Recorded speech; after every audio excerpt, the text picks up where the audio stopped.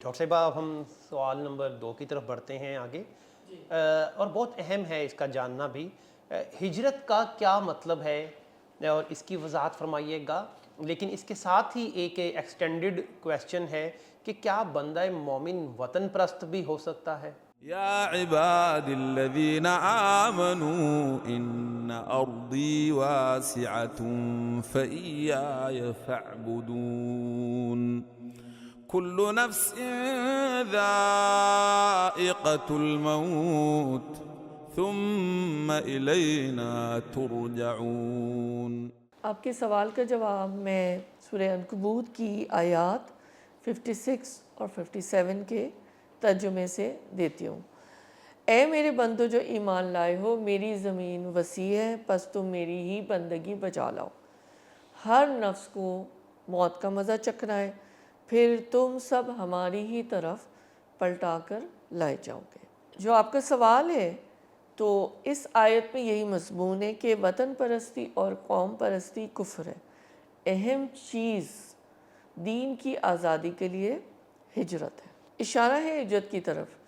اس آیت کے پس منظر کے لحاظ سے اگر دیکھا جائے تو مکے کے جو اس وقت کے حالات تھے کہ اللہ کی بندگی کرنا مشکل ہو رہی تھی، تو اللہ تعالیٰ یہاں پہ یہ کہہ رہے ہیں کہ تم اپنا وطن، اپنا ملک چھوڑ کر، خدا کی زمین تنگ نہیں ہے، ہجرت کر لو تاکہ تم اللہ کے احکام کی پابندی کر سکو اور اللہ کے بندے بنو۔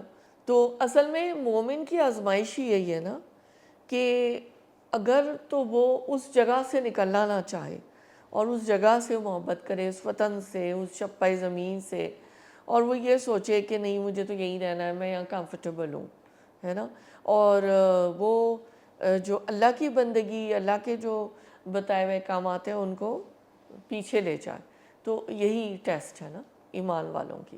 یہاں پہ یہ ایک بہت اہم حقیقت ہے جس کو اللہ تعالیٰ ہمیں سمجھانا چاہ رہے ہیں۔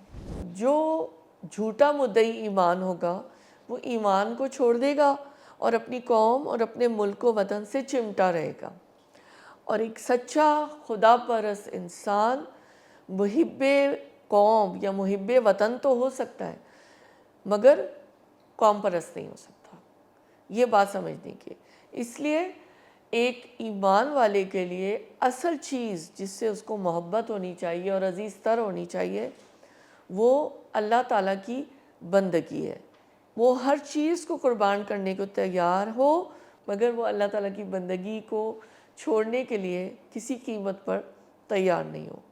اس کو یہی فکر ہو کہ اگر میری جان جاتی ہے تو جائے، یا اگر میں یہ اپنی جو جگہ ہے جس سے میں محبت کرتا ہوں یہ کرتی ہوں اس کی مجھے فکر نہیں ہے، مجھے تو اپنے ایمان کو بچانا ہے۔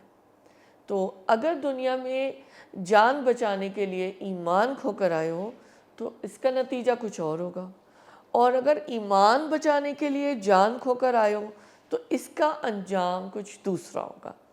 اصل میں یہ بات ہے نا کہ جان پر قربان کیا ہوا ایمان چاہیے یا ایمان پر قربان کی ہوئی جان، یہ دو سوال ہیں کہ ہمیں ان میں سے چوز کرنا ہے۔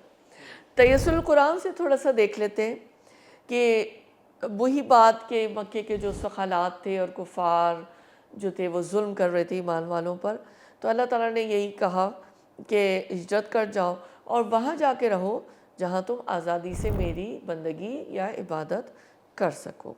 واضح رہے کہ اپنے وطن اور اپنے اقربا سے محبت انسان کی فطرت میں داخل ہے نا، لیکن یہ حب الوطنی، وطن پرستی کی حد تک، اور اقربا سے محبت قوم پرستی کی حد تک نہیں ہونی چاہیے۔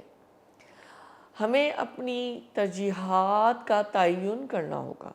اگر دین کا فقدان کر کے وطن اور قوم کو ترجیح دی جائے گی تو یہی چیز وطن پرستی اور قوم پرستی بن جائے گی، اور یہ کفر ہے۔ مولانا نے بڑا سخت لفظ استعمال کیا ہے کہ یہ کفر ہے۔ تدبر القرآن سے دیکھ لیتے ہیں کہ اگر یہ سرزمین تمہیں چھوڑنی پڑی تو اطمینان رکھو میری زمین بہت کشادہ ہے، کوئی اور سرزمین تمہارا خیر مقدم کرے گی۔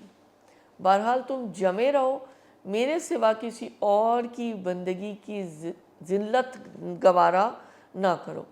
اگر میری خاطر تم اپنے گھروں کو چھوڑ دو گے تو تمہاری ذمہ داری میرے اوپر ہے، اللہ تعالیٰ فرما رہے ہیں، اور میرے پاس کسی چیز کی کمی نہیں۔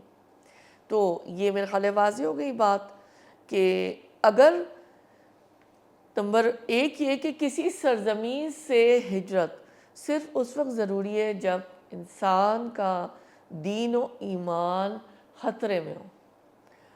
اگر خطرہ یا فتنہ پیش آ جائے تو ہر قیمت پر اللہ کی بندگی کے عہد پر قائم رہے اور کسی صورت میں بھی اللہ کی بندگی کی ذلت کو گوارا نہ کرے۔ اگر اپنے ایمان کو بچانے کے لیے اپنا گھر در سب کچھ چھوڑنا پڑ جائے تو سب کچھ چھوڑ کر اٹھ کھڑا ہو۔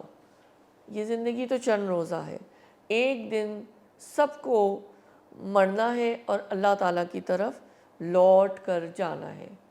یہ حیات چند روزہ کی خاطر آدمی انسان اپنے رب سے کیوں شرمسار ہو۔ اب جو آپ نے سوال کیا اس آیت کی تفسیر ہم نے دیکھی مختصر، اب اس آیت کی تفسیر کو ہم ایک حدیث کے ذریعے سے سمجھ لیتے ہیں۔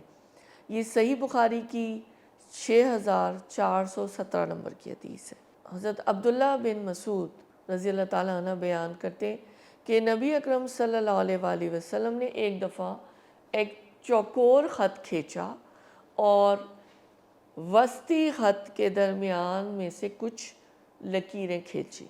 ایک لکیر درمیان میں سے مربع شکل سے باہر نکلنے والی کھینچی اور فرمایا کہ یہ انسان ہے اور یہ مربع اس کی موت ہے جو اسے گھیرے ہوئے، اور یہ جو لکیر باہر نکل رہی ہے وہ اس کی حرص اور طمع ہے، اور یہ چھوٹی چھوٹی لکیریں آفات و بیماریاں ہیں، آزمائشیں۔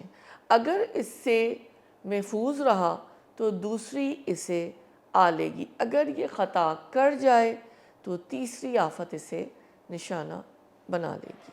عملی نکات ریفلیکشنز دیکھ لیتے ہیں کیا ہیں۔ بہت واضح، نمبر ایک، وطن پرستی اور قوم پرستی کفر ہے۔ اہم حکم یہ دیا گیا ہے کہ جس وقت جہاں پر ایمان بچانا مشکل ہو جائے وہاں سے ہجرت کر لینی چاہیے۔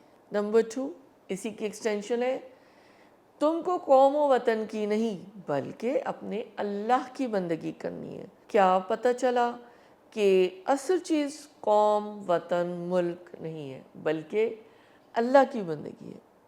3، موت کا وقت مقرر ہے اور اس کی جگہ بھی متعین ہو چکی، یہ ایک اٹل حقیقت ہے، اس سے کسی کو مفر نہیں۔ اس کے بعد کی زندگی کی تیاری ابھی سے شروع کر دیجیے، اللہ ہمیں توفیق دے۔ 4 پوائنٹ، اگر دنیا میں جان بچانے کے لیے ایمان کھو کر آئے ہو تو اس کا نتیجہ کچھ اور ہوگا، اور اگر ایمان بچانے کے لیے جان کھو کر آئے ہو تو اس کا انجام کچھ دوسرا ہوگا۔ جان پر قربان کیا ہوا ایمان یا ایمان پر قربان کی ہوئی جان، ترجیحات کا تعین کرنا آپ کا کام ہے۔